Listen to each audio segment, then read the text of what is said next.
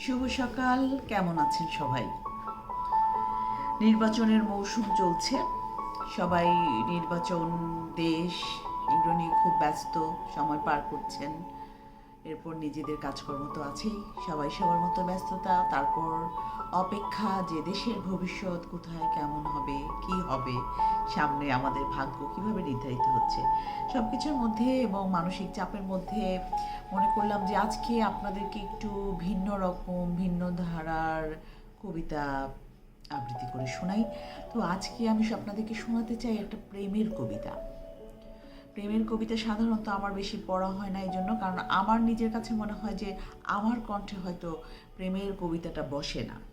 সবসময় প্রতিবাদ, দেশ বা আন্দোলন, খুব প্রেম, খুব আবেগ বা খুব দুঃখবোধ হয়তো আমার কণ্ঠে খুব ভালো বসে না। তারপরেও সব কিছুই তো চর্চা বা চেষ্টা করতে হয়।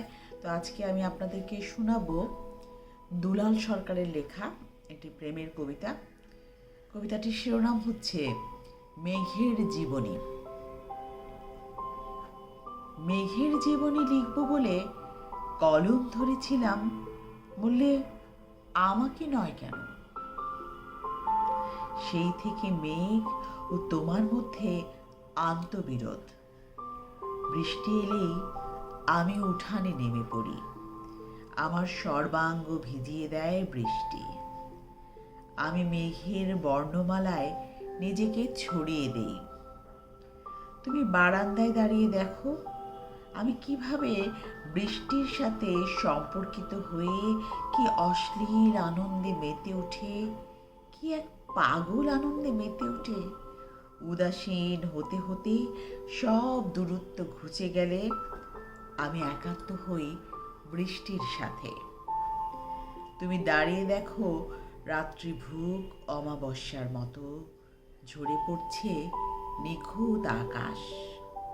যদিও তোমার চোখের পদাবলিতে কিছুক্ষণের জন্য হলেও উৎকণ্ঠায় বিষণ্ণ হয়েছি আমি, তবুও প্রতি বুধবার আমি মেঘের জীবনী লিখব বলে স্থির করেছি। কারণ ওদিন তুমি মেঘবর্ণ শাড়িতে সেজে বারান্দায় দাঁড়াও।